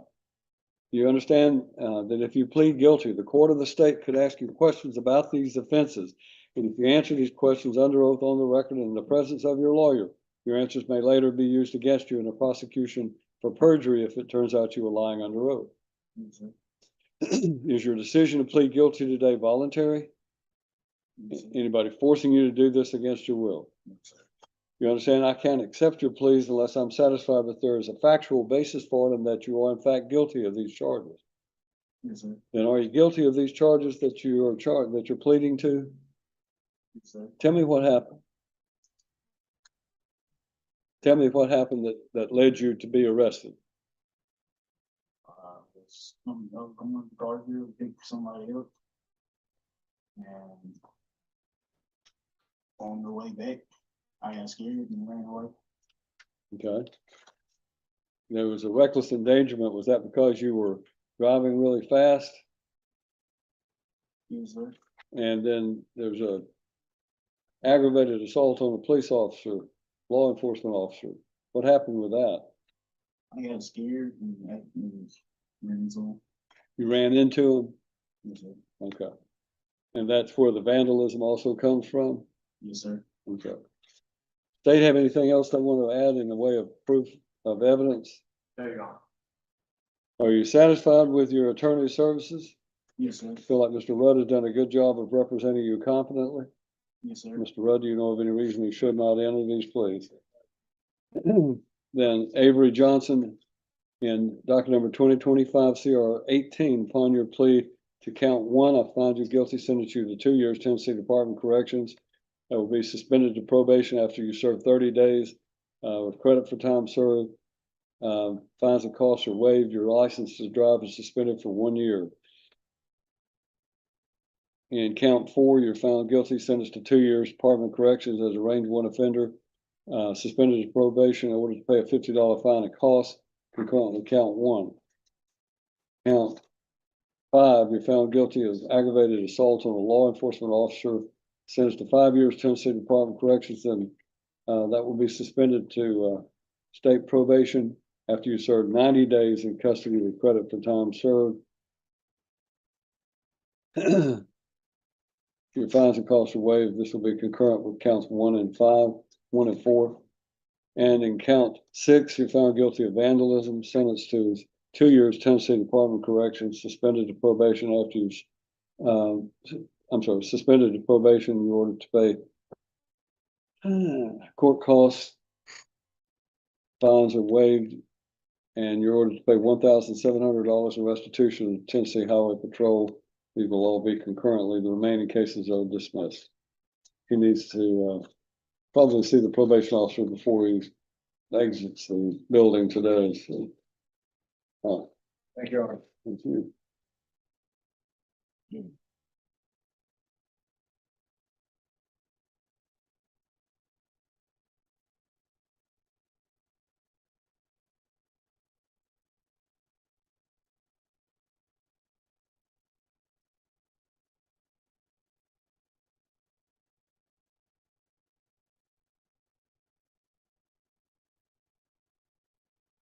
Dave versus Kayla Leanne Lyle. Mr. Saul. Okay. I think he's talking. All right, we'll come back to it. Dave versus Charles Cleveland Pulley. The co-defendant of Miss Lyle, I think they're both gonna plea together. It's gonna be similar to the one that you just heard. I'm not sure if we wanna do them together, Your Honor, or do them separately. Got to do them separately. Yes, sir.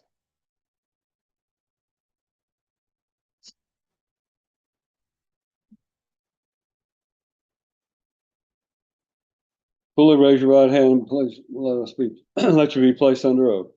Do you solemnly swear or affirm the testimony you're about to give will be the truth, whole truth, and nothing but the truth, so help you God? I do. All right. I've been handed a document indicating that he is going to be entering a plea of no contest to child endangerment, Class B felony. It will be amended to aggravated assault, a Class C felony. He would receive a sentence of 3 years probation and would be required, in order to pay the court costs, and be required to continue to comply with the Department of Children's Services requirement, 0 tolerance for any drug screens. State your full name for the record. Charles Cleveland Bully. Mr. Pulley, you're here today on a felony indictment. You've heard me go over what the agreement is with you, that your lawyers worked out with you, but do you understand what you're charged with? And have you and Mr. Taylor had a chance to talk over the range of punishments you're facing, as well as any possible offenses you might have? Well, it's indicated that you want to enter a plea of no contest or nolo contendere. Do you understand that simply means you understand what the state's evidence is? You're not going to waive, you're not going to admit you did anything, but you're not going to contest what the state's evidence is when the state tells me what their facts are. You understand that? And that will be used to find you guilty according to this agreement. I've got to have you answer verbally on the record, please. Yes, sir. Do you understand that you have a right to plead not guilty and to have a speedy and public trial by jury? Yes, sir. You understand that if you went to trial, you'd have the right to have a lawyer and have one appointed if you cannot afford your own. And of course, we've done that with the public defender's office. Do you understand that? Do you understand that if you went to trial, you would be presumed to be innocent until such time if ever the state proved your guilt beyond a reasonable doubt to the satisfaction of all 12 jurors, and their verdict will have to be unanimous before you can be convicted of any crimes? Yes, sir. You understand that if you went to trial, you and your lawyer could confront and cross-examine every witness the state called to testify, and you could bring in your own witnesses by the use of a subpoena. Yes. You understand that at trial, you would be presumed to be innocent. You would not have to testify or prove anything, and no inference of guilt would arise because you did not testify at your own trial. Yes, sir. You understand that if you went to trial, you were found guilty, you could appeal the conviction and the sentence imposed to the Court of Criminal Appeals and have a lawyer appointed to help you with that appeal. Yes. You understand that by entering this plea of no contest, you're waiving your right to a trial and to an appeal. All I'm going to do is approve what your lawyer has worked out. Yes. That's going to result in a felony conviction. It's going to be on your record in the future to make more severe the punishment you receive if you're ever again convicted of a crime. That's right. You understand everything I've explained to you? Yes, sir. Do you want to waive your right to a trial by entering a plea of no contest according to this agreement? Is your decision to plead no contest today voluntary? Yes. Anybody forcing you to do this against your will? No. You understand I can't accept your plea unless I'm satisfied there's a factual basis for it and that you are in fact guilty. Yes, sir. I want you to step aside and let the state come to the podium and tell me what their facts would be at trial. Your Honor, the state would put on proof that this case actually began on December 30th, 2024. Deputies responded to the home of the defendants here in Houston County for domestic issues. It was noted that there was drug use in the home, so DCS was called in. And then in January of this year, the children did come back. They had been exposed to methamphetamine. Again, since then, defendants have been to treatment. Mr. Pulley is passing all his drug screens. He is working with the court and complying with DCS. The state would not have made this offer if those changes had not been made. All right, Mr. Pulley, I'm not asking you to agree with those facts, but do you understand that's what the state's evidence would be if you went to trial? Yes, Your Honor. You still wish to plead no contest? Yes, Your Honor. Are you satisfied with your attorney services? I am. You feel like Mr. Taylor's done a good job of representing you competently? Yes. Mr. Taylor, do you know of any reason we should not end this plea? No, Judge. Then Charles Pulley, on docket number 2025 CR 2B, upon your plea of no contest to count one, which is a single count indictment, I find you guilty, sentence you, that will be actually amended to an aggravated assault. Find you guilty, sentence you to 3 years, Tennessee Department of Corrections. You are to pay the court costs. You're also ordered to continue to comply with DCS requirements, a zero tolerance for any drug screens. Now, you've heard me fuss at two people before you, Yes, sir. and I'm going to tell you the same thing. You know, if you love your children, the last thing you would want to do is to expose them to something that's potentially deadly or harmful to them. You wouldn't let them play with guns and potentially kill themselves, but exposing them to drugs is basically about the same thing. You're letting them play Russian roulette, so to speak, or you're playing Russian roulette with their lives. So make sure that this is a chance. You understand this is the sole chance you're going to be given to avoid going to prison for 3 years. Yes, sir. Is to comply with everything you're supposed to do, stay out of trouble, stay away from the drugs, take care of your children. Get back to trying to raise your kids and let them have a parent in their life. I assume you want to be a father. Oh, absolutely. So if you want to be a father, you're going to have to try to be there for them and take care of them instead of sitting in prison. So good luck to you. I hope it all works out for you. And if not, I'll see you again and we'll ship you off to prison. Okay. Thank you, Your Honor. All right. Mr. Saul, are you ready on your case? Yes, Judge. State versus Kayla Lyle, case number 25 CR 2A. So I'll be entering a amended charge of aggravated assault, class C felony, range of 3 to 6 years, was a range 1 offender, shall receive 3 years probation. Court costs, she'll need to continue to comply with the DCS requirements. Zero tolerance for drug screens. I've had the conversation with her about what Your Honor discussed earlier. Oh, she's going to hear it from me anyway. Yes, sir. So she's aware of it. She's also completed 30 days inpatient treatment at Mirror Lake in Burns.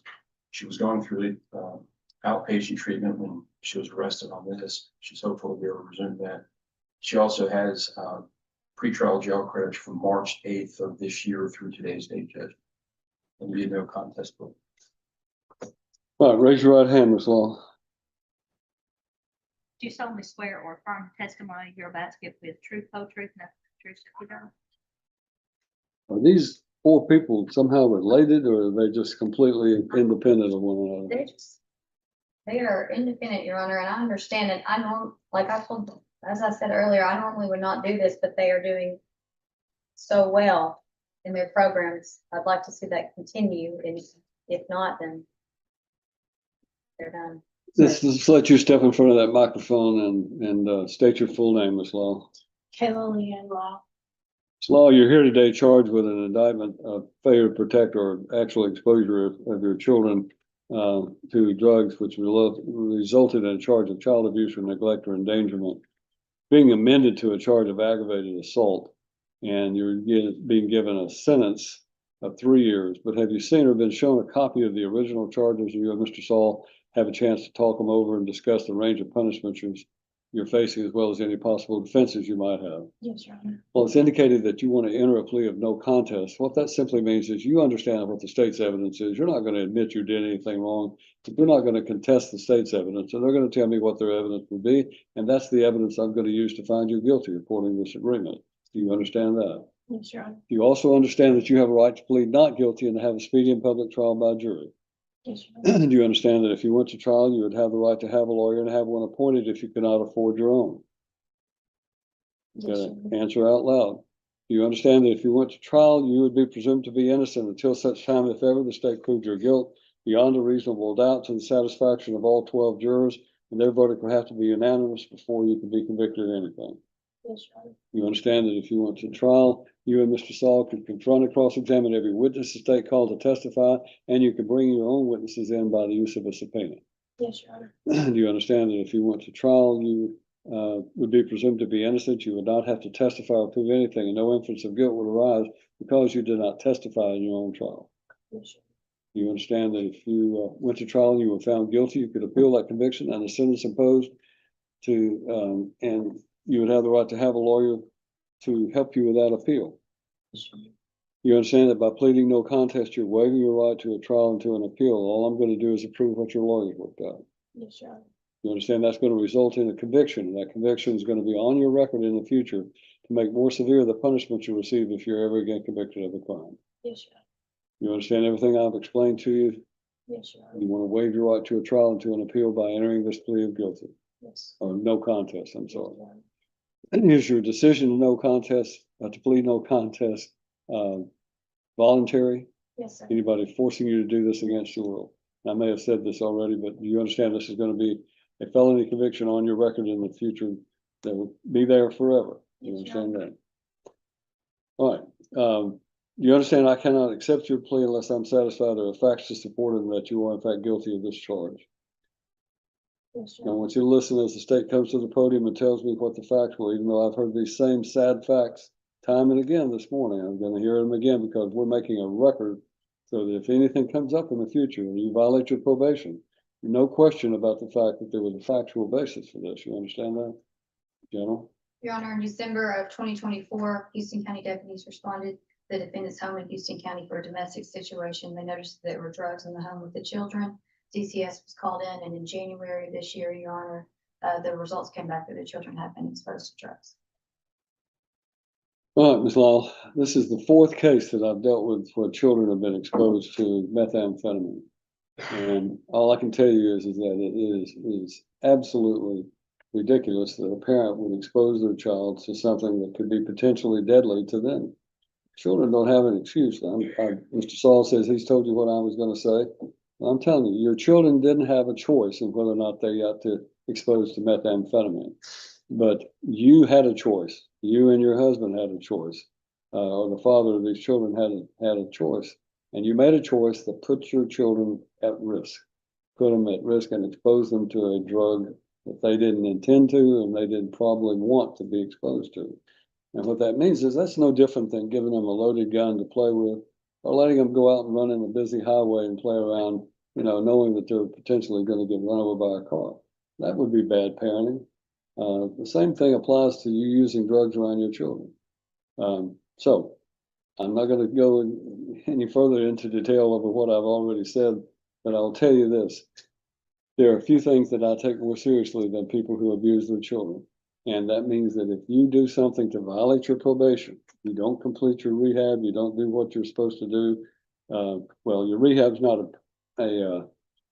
a condition of your probation, but I hope you will continue with it. But if you test positive for methamphetamine, just count on going to prison for 3 years. Because I'm not going to listen to any excuses. I'm not going to consider any explanation for how that came to be. You're going to go to prison for 3 years if you test positive for drugs. And that includes any other kind of drug. We had a case earlier than yours where somebody was being cautioned about testing positive for THC. Stay away from anything that could potentially test positive. Your probation officer can help you with that. Because if you test positive for anything, you're going to serve 3 years in prison. And somebody else is going to end up raising your children. You understand that? Yes, sir. All right. Then upon your plea, and I think I asked this, did I ask you if you were satisfied with Mr. Saul's services? You do not, but I am satisfied. You feel like he's done a good job of representing you competently? Mr. Saul, do you know of any reason she should not enter this plea? No, Your Honor. Anything further from the state? No, Your Honor. Then, Kayla Lyle, in docket number 2025 CR 2A, upon your plea to the amended charge of aggravated assault, I find you guilty, sentence you to 3 years Tennessee Department of Corrections.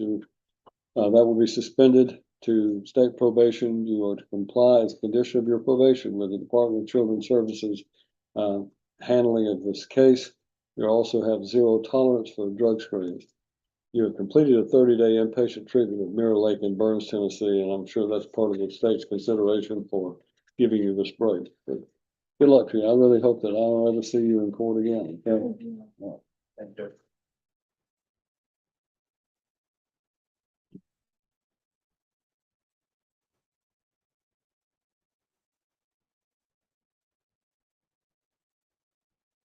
2025 CR3, State versus Dewey, Preston Robinson. Tyler? We need to get a new date for this. I think the state is still working through some of the discovery, maybe. That's correct, Your Honor. And we, he has a companion case with this in Stewart County, which I'm handling as well. We docketed it for your December docket. So do we need to put him on the December 17th. day? All right. December 17th. Stay in touch with your lawyer.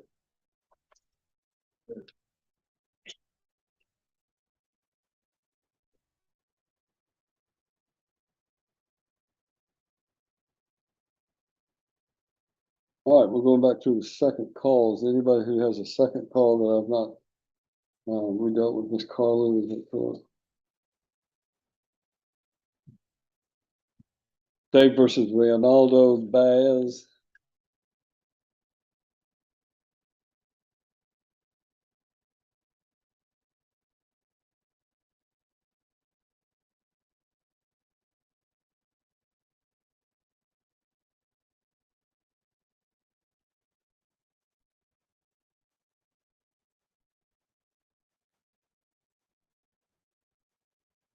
Baez, you're not working anywhere at all?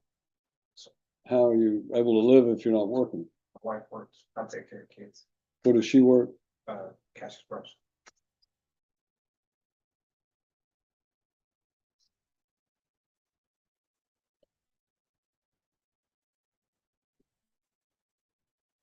All right, I found the defendant indigent, ordered the public defender to appoint him, be appointed to represent him. Do you have any problem with that? No. This is actually here for attorney hiring status. Does he have a status date other than this? No. You want to put him in December? December the 17th will be your next court date, and on that date, you need to stay in touch with the public defender. I've given you a lawyer because you have no income. And that means you have to, it's your obligation to stay in touch with him. If you don't, then that's on you. Because on December the 17th, if your case is resolved, we'll let you enter an agreement. If it's not, I'm going to set you for a trial, and you'll either go to trial and see what the jury says, or you'll plead to the indictment, to every count in the indictment, and go to a sentencing hearing. All right, December 17th.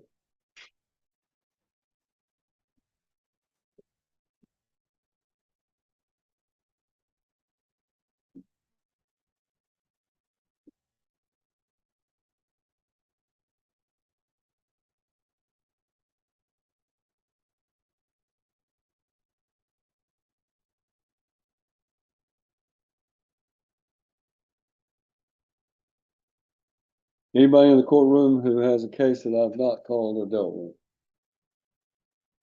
Would appear then that concludes our criminal docket for the morning. We have sentencing hearings this afternoon, if I understand correctly. Are they out of this county or a different county?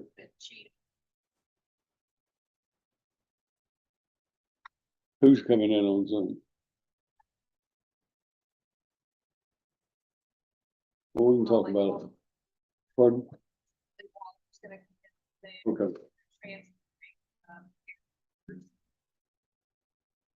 All right. Do we have the files on those cases?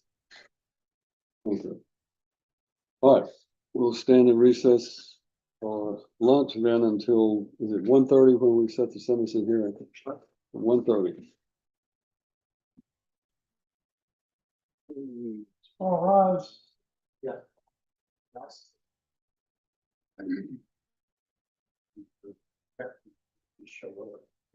Court doesn't recess, you can receive it.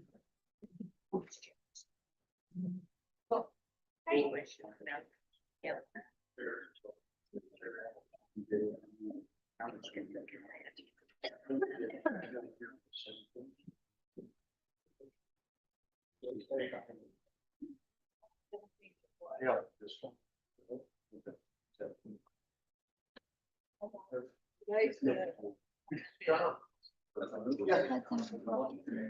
He will be in state. I'm sorry for that. Yes. Yeah. I'm doing all right, yeah. It's hard. So I need to know for sure. It's better though. You know, Right. like, if there's no food at all. Sarah probably. Nobody like this girl, I'm talking, like, she is. This is really good. Yeah.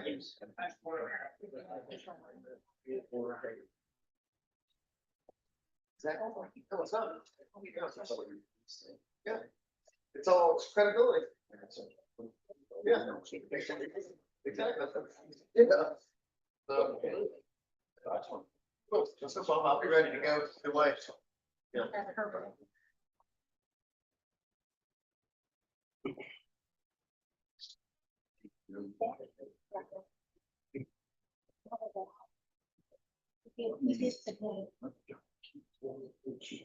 Have a good day.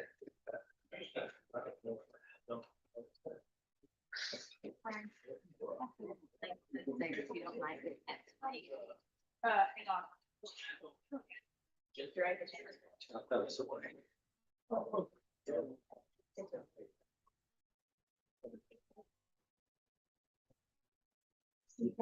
Thank you.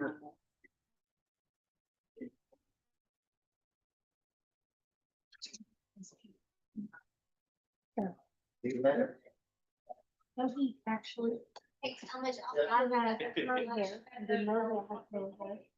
So I learned how to put it. And I don't have to put it in. It's not all for it. It's a lot of product, but no.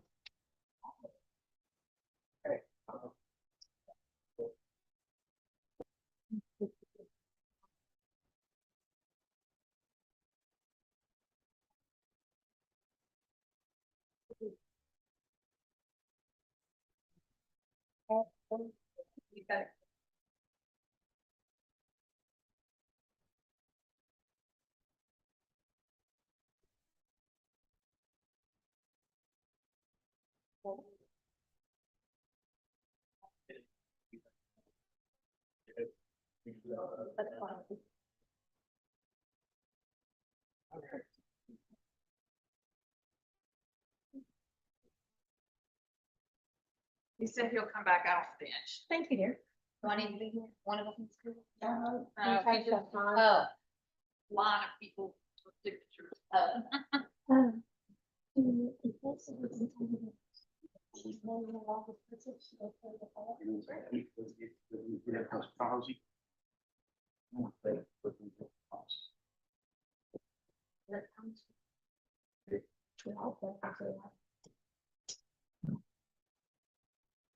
No, thought it was just an assault rate.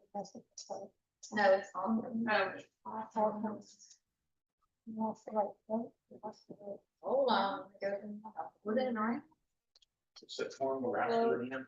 Probably 11, 17. Some probably correct. I have no idea. So I asked for the probation officer.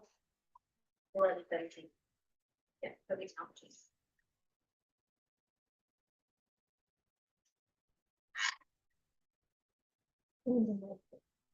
No. Maybe that's Robinson. That's what it was, you know.